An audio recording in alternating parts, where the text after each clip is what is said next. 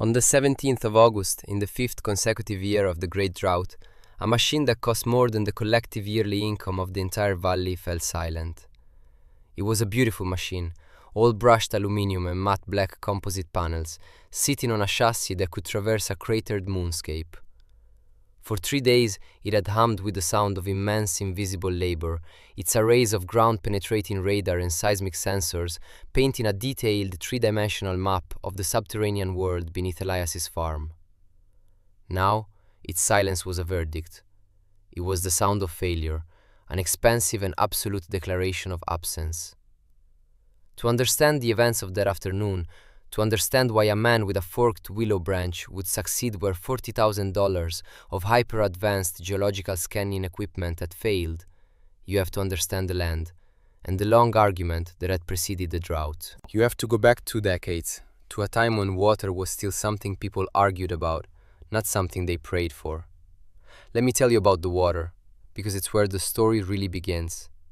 It had once been a thing of infinite subdivision, a network of personal responsibilities. Each farm had its own well, some hand-dug by grandfathers, others bored deep into the aquifer by more modern rigs. The water was a conversation between a family and their specific parcel of earth. It was a relationship, subject to the whims of rainfall and the deep, slow breathing of the water table. Some wells were sweet, others had a touch of iron. Some were shallow and ran thin in August. Others were deep and dependable, geological anchors for the families who drew from them. This patchwork system was, by any modern metric, profoundly inefficient. It was redundant, variable, and entirely dependent on localized knowledge. The town council meeting, where it all changed, was held in the old Grange Hall, a building that smelled of flow wax and history. The air was thick with the promise of progress. A man from a state water consortium, dressed in a crisp suit that seemed immune to the summer heat, stood before a projector screen. He spoke a language of aggregated data, of economies of scale, and of risk mitigation. He showed them charts depicting rainfall averages, aquifer depletion rates, and projected population growth. His slides were clean, his logic impeccable. He proposed a single, unified solution. The consortium would build a reservoir miles away, damming the wide, reliable Colter River. A modern treatment facility would guarantee purity, and a network of pressurized pipes would deliver water directly to every home and farm in the valley. No more testing your own well. No more worrying about your pump failing.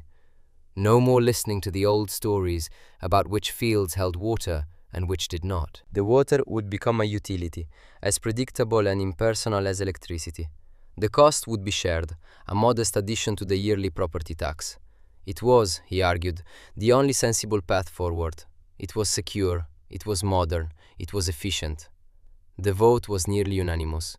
Farmers, tired of the endless maintenance and the gnawing uncertainty of their private wells, saw it as a liberation.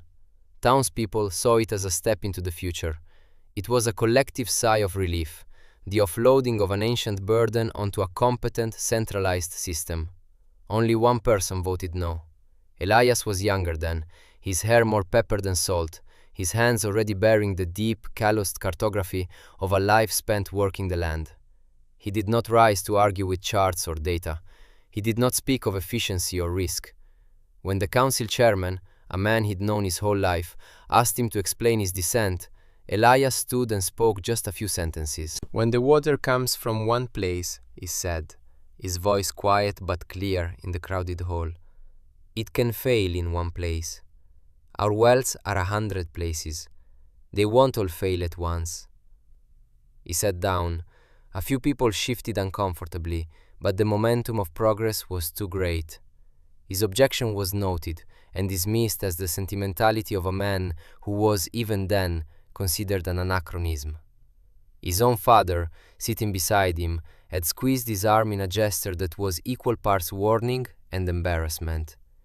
His father was a practical man, a man who saw the logic in the consortium's plan and feared his son's stubborn refusal to join the modern world. Within a year, the new pipes were laid. The humming of well pumps across the valley ceased. replaced by the silent, constant pressure in the new copper lines. Most farmers, including Elias's own father, filled their old wells with gravel and dirt, eager to erase the symbols of their former dependency. It was a liability removed, a complication smoothed over. On his own land, however, Elias did nothing. He paid the new water tax, hooked his house up to the town line for the sake of his wife, but he did not fill his grandfather's well. He maintained it, replacing the old hand pump's leather gaskets and ensuring the stone-lined shaft remained clear. To his neighbors, it was a peculiar hobby. To his father, it was a quiet act of defiance. To Elias, it was simply a matter of principle. He did not believe a relationship that had sustained his family for a century should be so easily discarded. Let me tell you about the divining rod, because it is the heart of that principle. It was not a mystical object, it was a tool, and like any good tool, it was an extension of the user, a way of focusing a faculty that already existed. It was a forked branch of willow, cut by his great-grandfather from a tree that grew near the old spring. The wood was smooth, worn to a soft patina by the grip of 3 generations. It was kept not in a special box, but on a pair of wooden pegs in the cool, dark workshop, alongside the shovels and the postal diggers.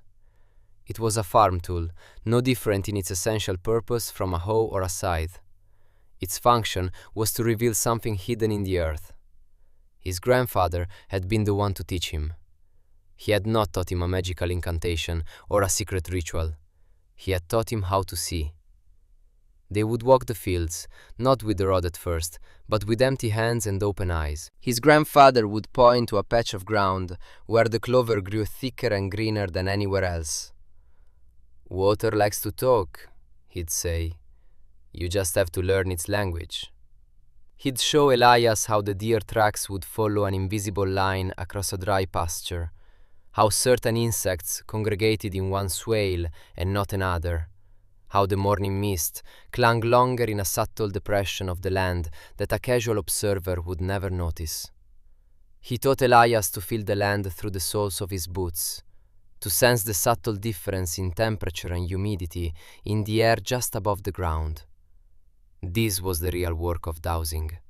It was a profound, holistic literacy of a specific place. It was the accumulation of thousands of observations, a deep map of the land held not on paper, but in the body. The rod was simply the final step. It was a focusing instrument, a physical device that translated the body's subtle, intuitive responses into a clear, unambiguous motion. "You don't find the water with the stick," his grandfather had explained, placing the willow branch in Elias's small hands. "You find it with your feet, with your eyes, with your skin. The stick just tells you when you're right." Holding the rod was a practice in stillness and receptivity. You held the 2 forks lightly, palms up, with the point of the branch angled slightly toward the sky. You walked slowly, clearing your mind of everything but the question, where is the life? You were not looking for a resource to be extracted. You were not scanning for a commodity. You were listening for a presence, for the deep, slow pulse of the earth. When you passed over a vein of moving water, a subtle tension would build in your hands, your arms, your shoulders. The rod would resist, vibrating with a kind of life, and then it would dip, decisively, pointing straight down at the ground. It was a moment of dialogue, a confirmation. The land had answered. To the modern world, this was folklore, a charming but baseless superstition. A geologist would explain it as the ideomotor effect, the result of unconscious muscle movements driven by subconscious expectation. They would be right, of course, but they would also be missing the point entirely. The subconscious expectation was not a guess. It was the culmination of that deep observational literacy.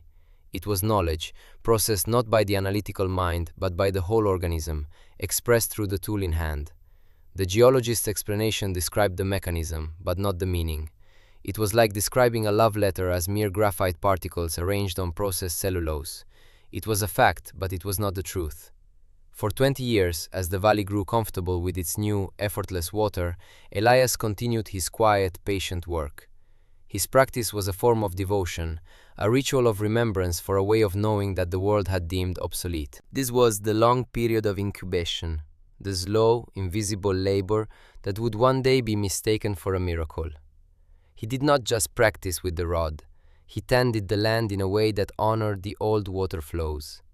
He maintained the swales and drainage ditches his ancestors had dug, not with a bulldozer, but by hand with a shovel, ensuring they directed the rare rainwater back into the soil rather than letting it run off into the county culvert. He planted deep-rooted trees, like oaks and hickories, along the property lines, knowing they were better at drawing moisture from deep in the earth and creating a more resilient microclimate. His neighbors, who were now planting vast, uniform fields of cash crops that relied on the steady, predictable irrigation from the town system, saw his patchy, diverse fields as inefficient and messy. His farm looked like a relic, a patchwork of fallow fields, old-growth woodlots, and carefully tended pasture. Each season was a new chapter in his ongoing conversation with the land. In the spring, he would walk the hillsides and note the exact lines where the last snows melted, knowing they marked the warmest, best-drained soil, but also sometimes the path of shallow, subterranean seepage. In the breathless heat of summer, he watched the plants. He knew that the deep green of the burdock or the persistence of the jewelweed in a dry year were signs, botanical whispers of moisture hidden below. He observed the flight paths of bees returning to their hives. They often flew in straight, thirsty lines from a hidden source. He would find a spot, take out the willow rod, and walk. Sometimes it dipped, sometimes it did not. Each pass was another sentence in the dialogue, another piece of data for his internal map. His grandson, Leo, who spent a few weeks each summer on the farm, saw it all with the loving condescension of youth. Leo was bright, studying data science at a university in the city. He loved his grandfather, but he saw his practices as a form of theater. He would watch Elias from the porch, head down, walking slowly across a field with a witching stick, and feel a pang of fond embarrassment. "Grandpa," he'd said one year, holding up his smartphone, "I can get you a satellite map of this whole farm. It shows soil density, moisture content, everything. There are algorithms that can predict crop yields based on weather patterns." Elias had simply smiled, wiping the sweat from his brow with the back of his hand. "Does your map tell you where the deer sleep on a cold night?" "No, but—" "Does it tell you which side of the hill the wild mint grows sweetest?" Leo had just shaken his head, unsure if he was being teased. Elias put a hand on his grandson's shoulder. "Your maps are useful things, Leo. They show the facts of the land, but they don't show its character." This was the work. It was slow. It was inefficient. It produced nothing that could be measured in a quarterly report. It was the patient curation of an asset whose value was invisible to the world. He was not just maintaining a well or practicing a forgotten art. He was keeping alive a different way of understanding the world, a way based on relationship rather than extraction. Then the drought began. At first, it was just a dry year, the kind that happened every decade or so. The consortium's reservoir level dropped, but remained well within its operational tolerances. No one worried. The system was designed for this. The second year was drier. The consortium issued the first ever water restrictions, asking residents to water their lawns only on alternate days. It was an inconvenience. The third year, the Colte River slowed to a trickle. The reservoir shrank, exposing vast mudflats that baked and cracked under a relentless sun. The restrictions tightened. Farmers were allocated a fraction of the water they needed. Fields of corn withered on the stalk. By the fourth year, the language had changed from drought to crisis. The fifth year brought desperation. The reservoir was little more than a pond. The town's taps sputtered and for hours at a time ran dry. The efficient centralized system, the one that had promised to eliminate risk, had become a single point of catastrophic failure. The water, which had come from one place, was now failing in one place. The town council, in a state of panic, spent its emergency funds to hire the best. They hired the hydrological consulting firm that brought the machine. The machine was the physical embodiment of the philosophy that had built the reservoir. It was an engine of pure data. Its purpose was to find a new, single, large source of water, a deep, untapped aquifer that could save the valley. It was looking for a silver bullet. The firm's lead engineer was a young man named Mark. He was the system's emissary. Mark was everything Elias was not. He was young, sharp, and articulate, dressed in expensive, practical outdoor gear. He moved with an air of brisk, unassailable confidence. He believed, with an almost religious fervor, in the power of his data. He saw the world as a series of problems that could be solved with enough processing power. He was not arrogant in a personal way. He was simply a true believer in the supremacy of his method. He was not malicious, just certain. His team spent weeks surveying the valley, their fleet of trucks and drones a common sight. Their sophisticated models had analyzed the regional geology, historical rainfall data, and existing well logs. They drilled a few exploratory boreholes in the most promising locations, but found only dust and damp soil. The great aquifer they were searching for did not seem to exist. The valley's geology was a complex, fractured mess of shale and granite, not the simple, water-holding basin their models preferred. Finally, they came to Elias's farm. It was not listed as a high-probability site. In fact, their models had flagged it as one of the least likely places to find a significant water source. The bedrock was shallow, the soil thin, but it was one of the last large parcels of private land they had yet to scan, and they were contractually obligated to be thorough. The confrontation, when it came, was as quiet as Elias's vote 2 decades earlier.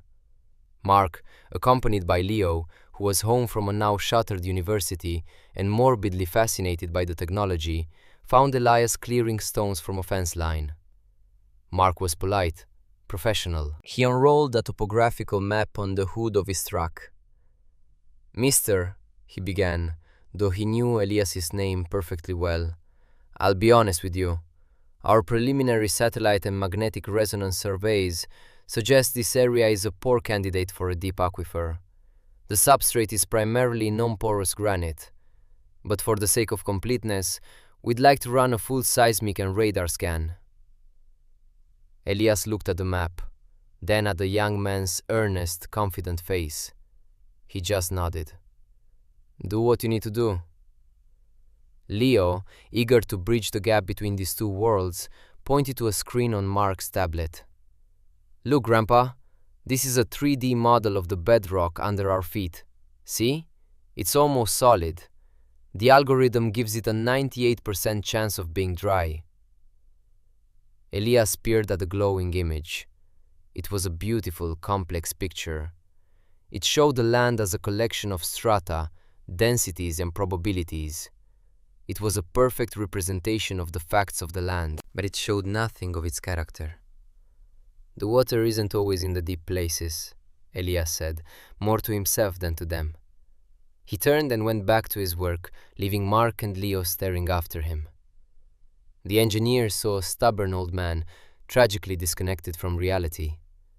The grandson saw a beloved figure he feared was losing his grip. For 3 days the machine did its work. It sent vibrations deep into the earth and listened to their echoes. It projected radio waves and analyzed their reflections. It gathered terabytes of data, which were processed by servers humming in the back of the main truck.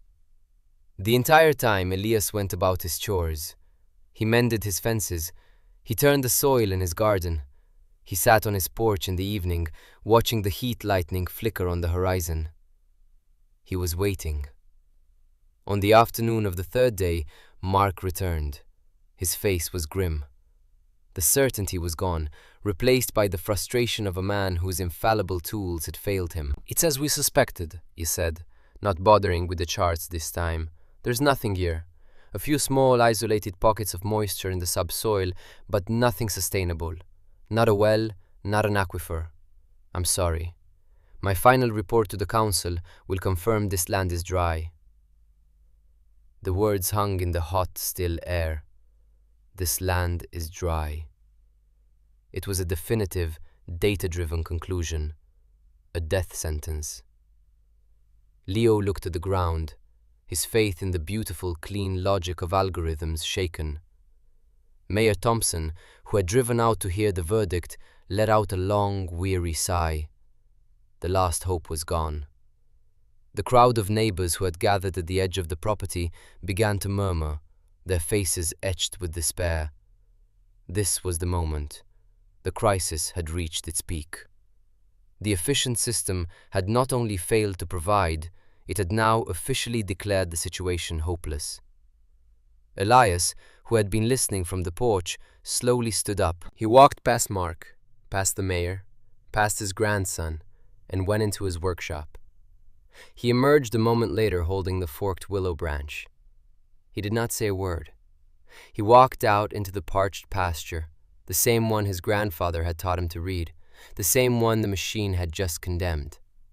He held the rod lightly, palms up, and began to walk. He moved with a slow, deliberate grace, his boots making soft, crunching sounds on the baked earth. His eyes were not on the ground, but focused somewhere in the middle distance, as if reading a text no one else could see. He walked past a cluster of hardy thistle, their deep taproots a sign of a desperate search for moisture. He followed the almost imperceptible curve of the land, a slight depression that would be invisible on any topographical map, but was as clear as a river to him. He was walking a line of memory, a path his grandfather had shown him, a story the land had been telling for centuries. The crowd watched in absolute silence. Mark stood with his arms crossed, a look of pity and professional exasperation on his face. This was a sad, pathetic spectacle.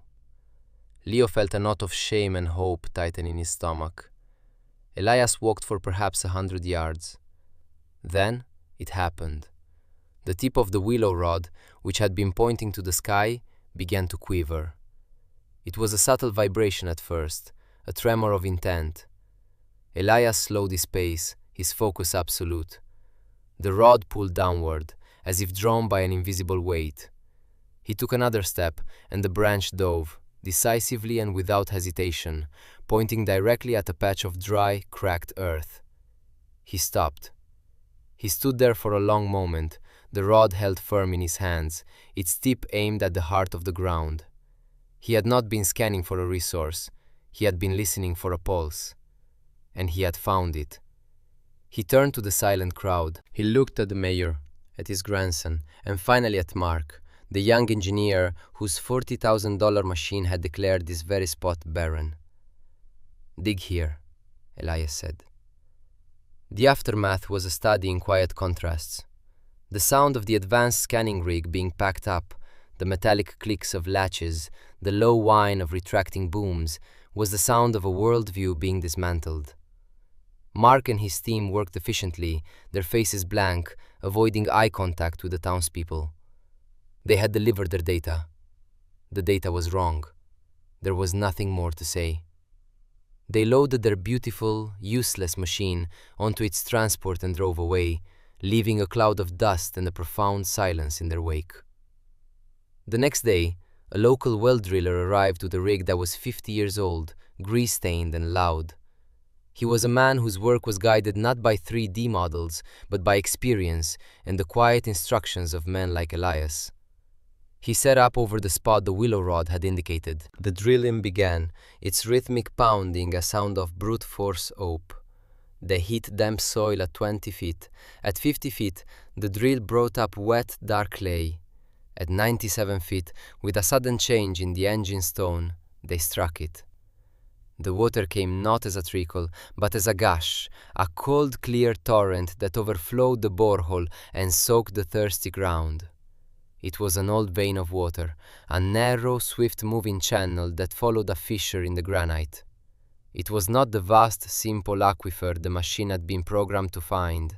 It was too small, too complex, too localized for the algorithm to recognize as a viable source. The machine was looking for a lake. Elias had found a living artery. The well proved to be more than enough.